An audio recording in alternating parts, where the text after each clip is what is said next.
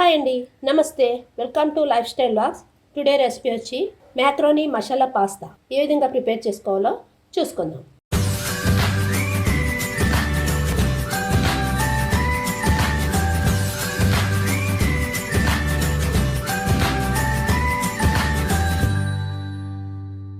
Pasta ఉడికించుకోవడం కోసం వాటర్ని పెట్టుకుని బాగా మరిగేంత వరకు ఉంచాలి. వాటర్ అంతా మరిగిన తర్వాత 1.5 కప్పు మ్యాక్రోనీస్ యాడ్ చేసుకోవాలి. మ్యాక్రోనీస్ పూర్తిగా ఉడకన అవసరం లేదు, 70% ఉడికితే సరిపోతుంది.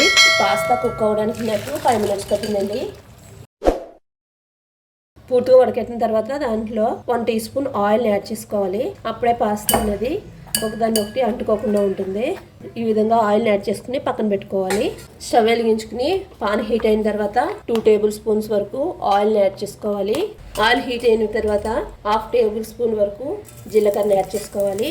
జీలకర్రని మొత్తం ఫ్రై అయిన తర్వాత chopped onions, over night soak చేసి పెట్టుకున్న బఠానీని యాడ్, క్యారెట్ తురుము, చిల్లీస్ 2 చిల్లీస్, చాప్డ్ చిల్లీస్ వేసుకుని ఫ్రై చేసుకోవాలి.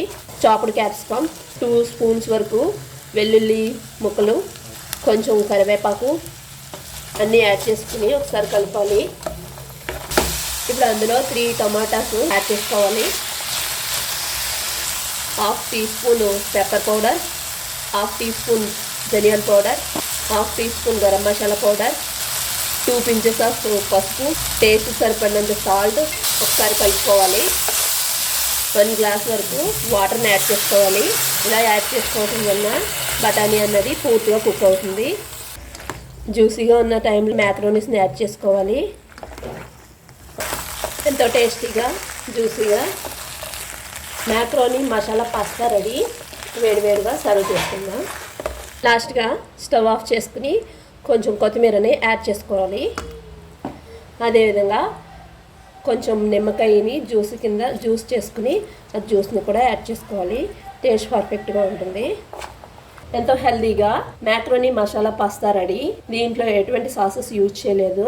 ఈ వీడియో కనుక నచ్చినట్లయితే లైక్ చేయండి, షేర్ చేయండి, కామెంట్ చేయండి. అదేవిధంగా సబ్స్క్రైబ్ చేసుకుని పక్కన ఉన్న బెల్ సింబల్ని క్లిక్ చేయండి. Thank you for watching.